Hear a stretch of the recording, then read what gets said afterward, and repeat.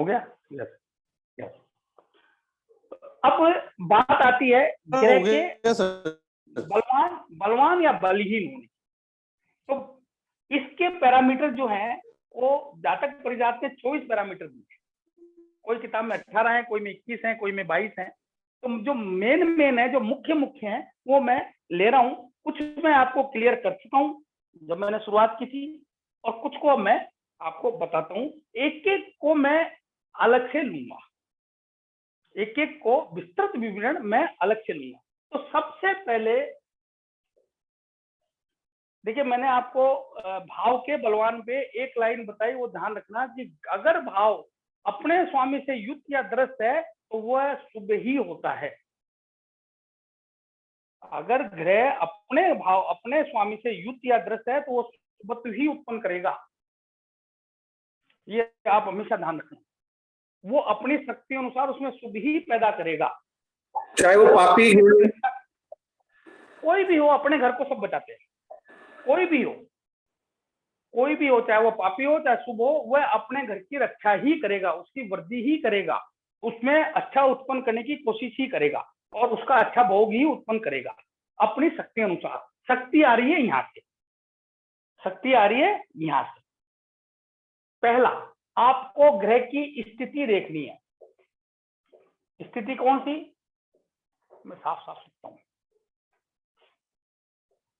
ग्रह की स्थिति कौन सी? कि ग्रह प्रदीप्त, जो मैंने 9 स्थितियां आपको बताई थी कि ग्रह प्रदीप्त है, स्वराशि का है, मित्र राशि का है, शत्रु राशि का है, नीच है, उच्च है ना? वो मैंने आपको स्थितियां बताई थी, वो सारी 9 11 की 11 स्थितियां।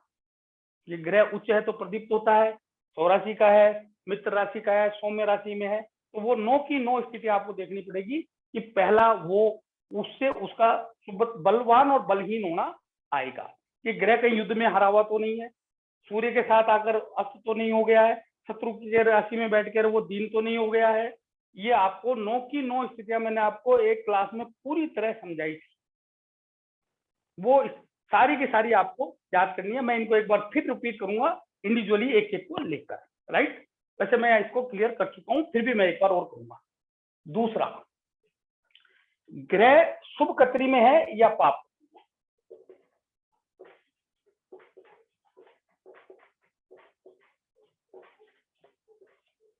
तीसरा, ग्रह शुभ राशि में है या पाप राशि में?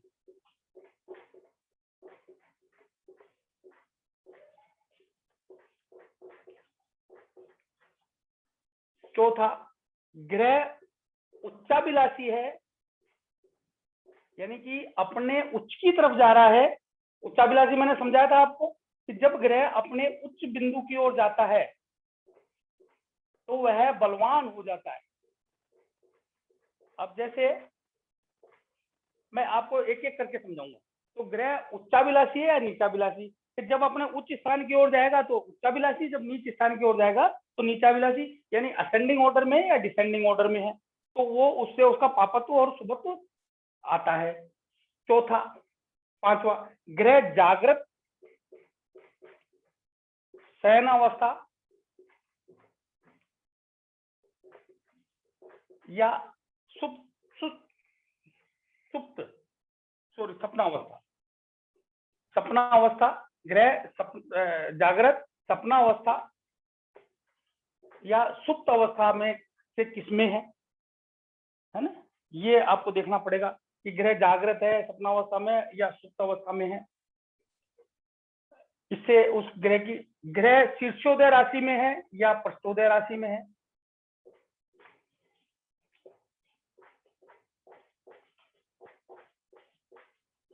ग्रह जो है शुभ ग्रहों से द्रस्त है या पाप से? शुभ ग्रहों से युक्त या द्रस्त, दोनों के साथ। शुभ ग्रहों से या पाप ग्रहों से युक्त या द्रस्त है, ठीक है ना? ये इसके बाद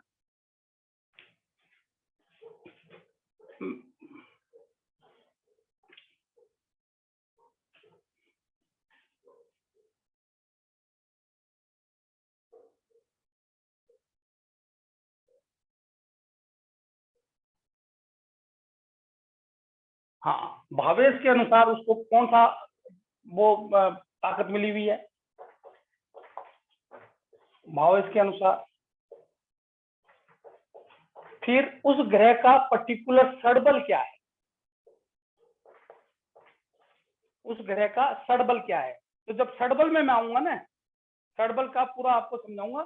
षडबल ग्रह को प्राप्त एक बल है जिसके आधार पर उसकी शक्ति का निर्धारण होता है। तो षडबल में क्या स्थिति है, विंशोपक बल क्या है, ग्रह का विंशोपक बल क्या है, ये भी मैं आपको आगे बताऊंगा। ये षडबल मिलता है उसको ग्रह के 6 तरह के बलों के कैलकुलेशन के आधार पर, और विंशोपक मिलता है जो षोडश वर्ग का जो विश्लेषण किया जाता है उससे जो उसको बल मिलता है वो कहलाता है विंशोपक बल। ग्रह का इष्टफल और कष्टफल क्या है,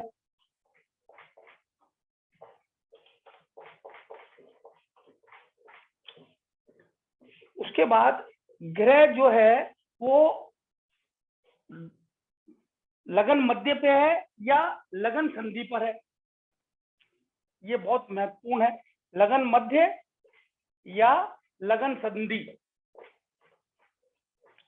इसको यूं कह दो आप, लगन संधि नहीं लेकर, कि ग्रह जो है वो लगन के बिंदुओं पर है या संधि पर है। यानी कि कोई भी ग्रह जब 0 डिग्री का या लास्ट की डिग्रियों का होता है तो वो बलहीन हो जाता है, समझ रहे हो ना। तो संधि पे तो ग्रह नहीं है ना, संधि पे तो ग्रह नहीं है। अब ये संधि भी जो है ना, मैं 4 तरह की है वो आपको बताऊंगा कि भाई नक्षत्र की संधि, राशि की संधि, वार की संधि, है ना, ये आगे आपको क्लियर करूंगा। और राशि की संधि, भाव की संधि, ये 4 तरह की संधियां हैं। तो चारों को अलग, तो जो ग्रह है वो लगन मध्य और लगन संधि पे या 0 डिग्री पे और अंतिम अंशों पे तो नहीं है। अगर ऐसा है तो बलहीन हो जाता है। जितना लगन मध्य के पास होता है बलवान होता है। इसको मैं स्पष्ट रूप से आपको विस्तृत रूप से समझाऊंगा। ग्रह जो है जब भी कुंडली के चढ़ते हुए भाव में होता है, चढ़ते हुए भाव में, यानी कि सप्तम से अष्टम से लेके और 12वें भाव की तरफ जाता होता है तो बलवान होता है, तो वहां उसको बल प्राप्त होता है। यानी कि दृश्य भाव में है या अदृश्य भाव में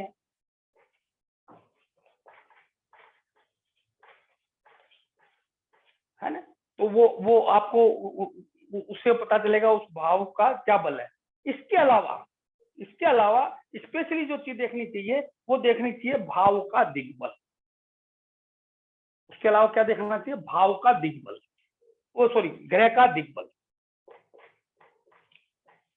ग्रह का दिग्बल, कि ग्रह दिग्बली है या नहीं है। ग्रह दिग्बली कहां का होता है वो मैं आज भी आपको क्लियर करूंगा। तो ये सब पॉइंट आपको देखने हैं ग्रह के बल में। क्या क्या, पहला कि ग्रह प्रदीप्त, सौरासी, मित्र, प्रदीप्त, स्वस्थ, मुदित, इनमें से किसमें है, पहला। दूसरा देखना है कि ग्रह शुभ कत्री में है, पाप कत्री में है। तीसरा, ग्रह शुभ राशि में है, पाप राशि में है। चौथा, ग्रह उच्चाभिलाषी है, नीचाभिलाषी है। पांचवा, जागृत, अब जागृत, स्वप्नावस्था, सुप्तावस्था, इसको मैं और अलग से आपको बताऊंगा कि कब जागृत होता है, कब सुप्त होता है और कब शयनावस्था होता है ना। ग्रह शीर्षोदय राशि मैंने आपको बताई थी। ये शीर्षोदय राशियां कौन कौन सी होती है। तो शीर्षोदय राशि में बैठा हुआ ग्रह बलवान हो जाता है, प्रस्तोदय राशि में बलहीन हो जाता है। और पाप ग्रह प्रस्तोदय में हो तो और ज्यादा पापी हो जाते हैं। शीर्षोदय राशि में बैठे हुए शुभ ग्रह और ज्यादा बलवान हो जाते हैं।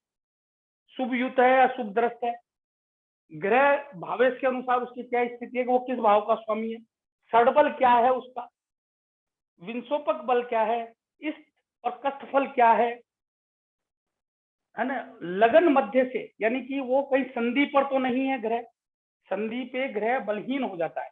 तो संधि 4 प्रकार की है, चारों में अलग से समझाऊंगा, उन चारों संधियों का विश्लेषण करूंगा। ग्रह जितना लगन मध्य पे होता है तो ये भी मैं आपको अलग से बताऊंगा कि लगन मध्य होता क्या है।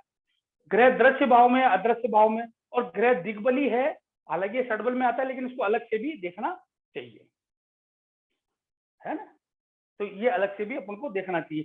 तो ये चीजें और पापत्व की चीजें मिलाकर ये लगभग 24 हो जाती है, 23-24 हो जाती है ये सब चीजें। इसके अलावा और भी चीजें आएंगी तो मैं बताता जाऊंगा। तो ये सब चीजें क्या बताएगी, ग्रह बलवान है या बलहीन है, ग्रह बलवान है या बलहीन है। राइट?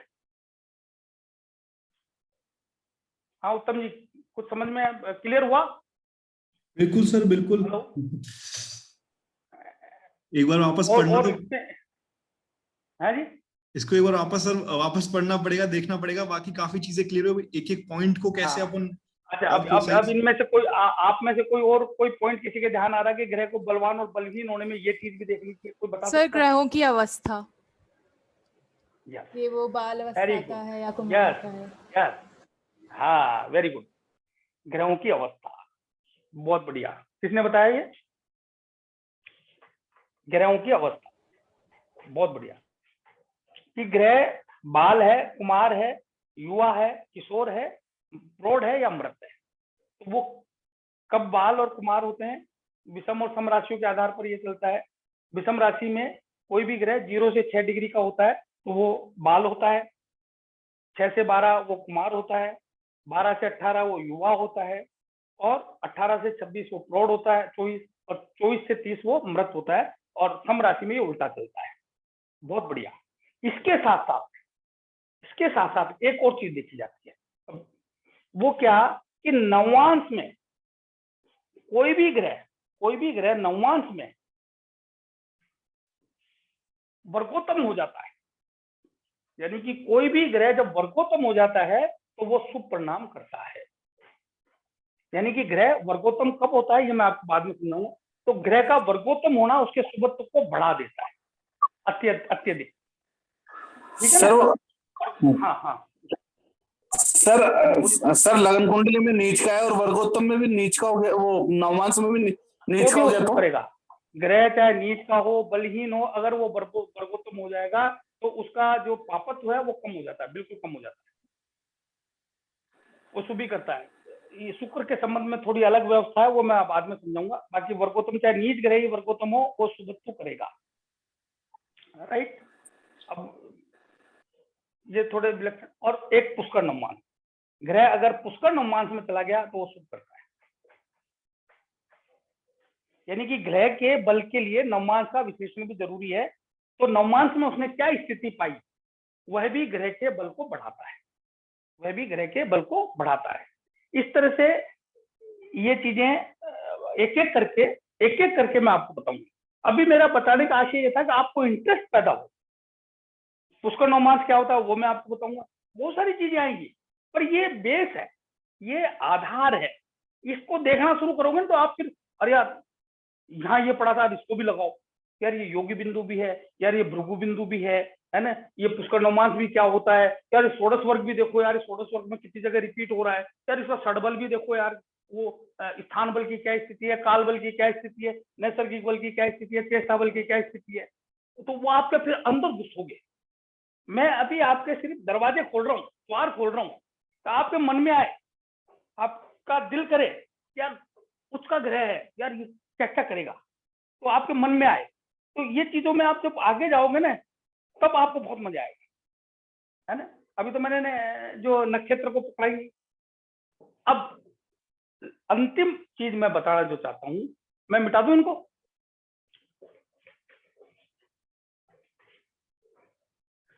मैं अंतिम बात जो बताना चाहता हूं कि ग्रह के बल के निर्धारण में एक बहुत ही महत्वपूर्ण चीज होती है, वो होती है डिस्पोजिटर।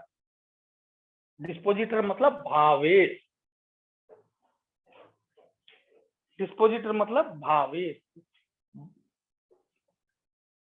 इसको समझ लो आप, फिर अपन कंक्लूड करेंगे, ये मैं समझाऊंगा आपको। ये सब चीजें आपको लिखनी है ना, सबको लिखनी है, फिर मैं एक एक को क्लियर करूंगा। भावेश इसको बोलते हैं डिस्पोजिटर।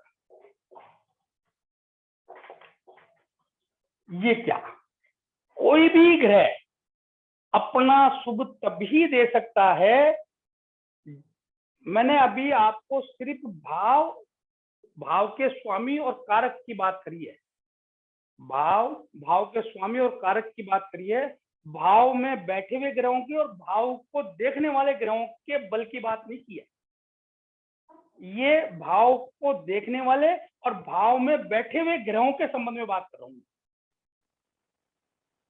आप थोड़ा डिफरेंशिएट करना, ये जो मैं बात कर रहा हूं भाव को में बैठे हुए ग्रह और भाव को देखने वाले ग्रहों के संबंध में कर रहा हूं, राइट। ये चौथा पॉइंट है मेरा। देखिए ये सीक्वेंस और ये चीजें आपको पूरी कितनी भी किताबें पढ़ लोगे ना, नहीं मिलेगी। मैं यहाँ क्या कहना चाहता हूं, मैं ये कहना चाहता हूं कि कोई भाव का स्वामी जिस भाव में जाकर बैठा है,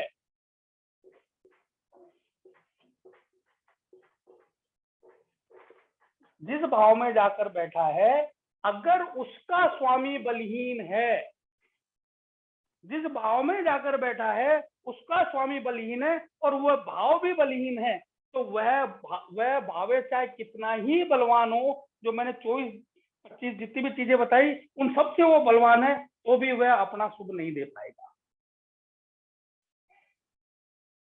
समझ गए मेरी बात?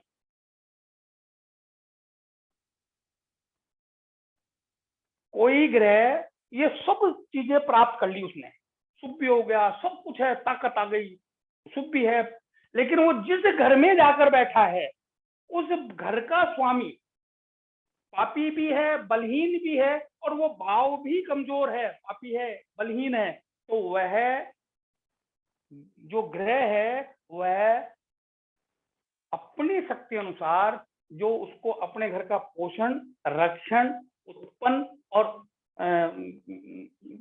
परिणाम का भोग करना है, वह नहीं कर पाएगा। ये ऐसे ही है कि किसी सर्वशक्तिमान राजा को आप ले जाके किसी पहाड़ की चोटी पे बिठा दो, ले बेटा कर, क्या कर सकता है?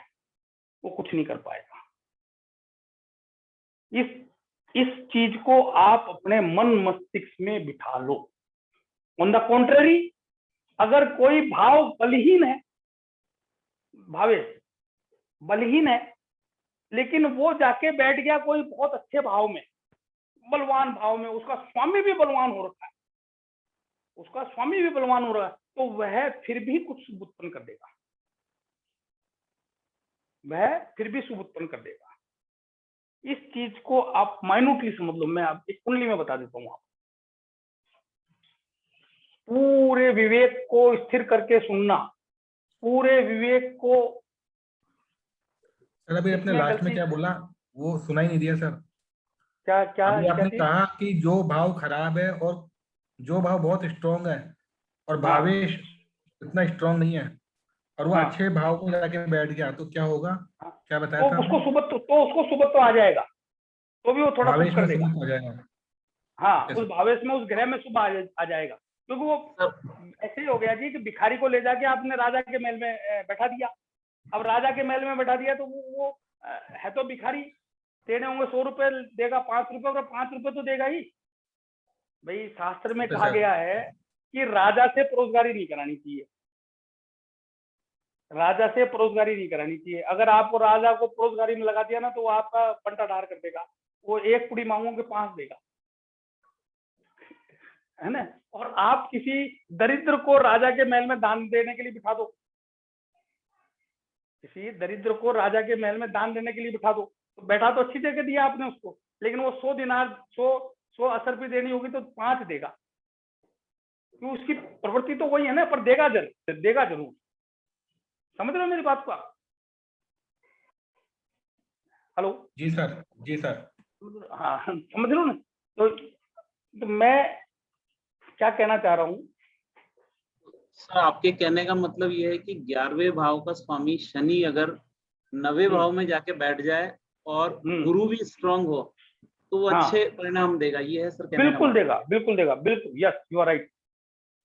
आशीष जी बहुत तेजी से बढ़ रहे हो वो शानदार, वेरी गुड, बहुत बढ़िया बात।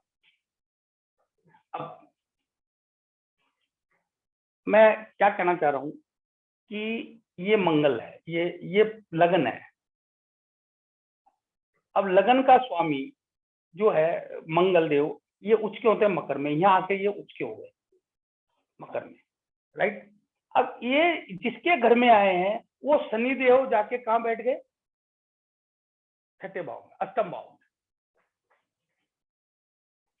शनिदेव कहाँ जाके बैठ गए? अष्टम भाव में।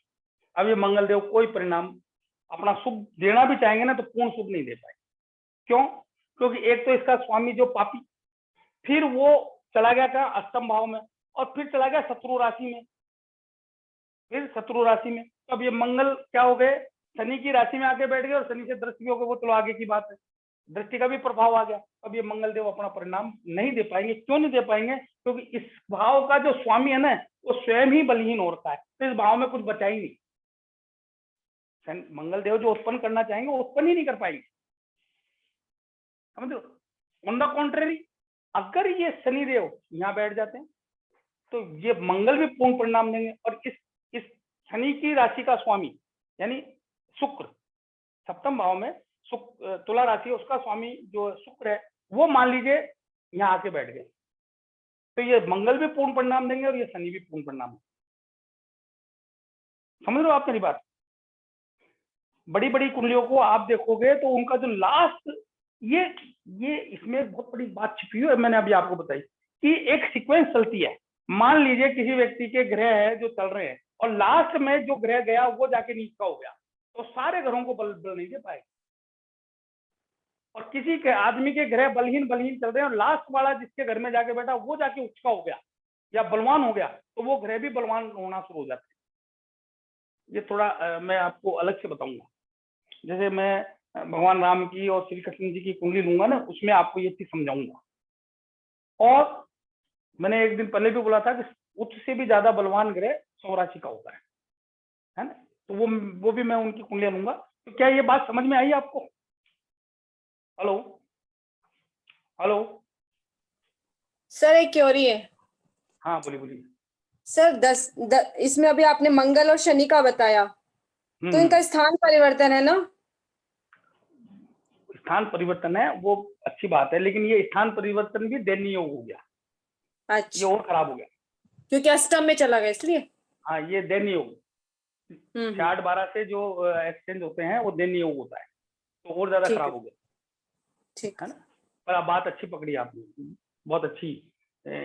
ये भी एक बात है जो ग्रह मैंने आपको बताए थे, जो संबंध बताए थे ना, 5 संबंध और धर्म बताया था।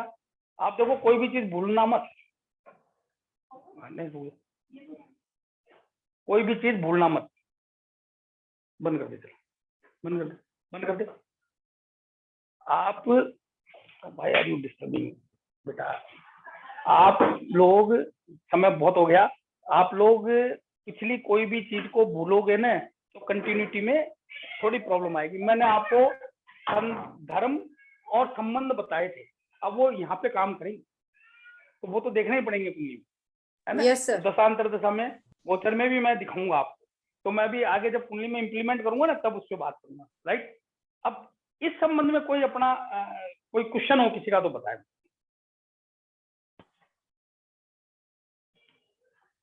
उत्तम जी रिकॉर्डिंग बंद कर दो।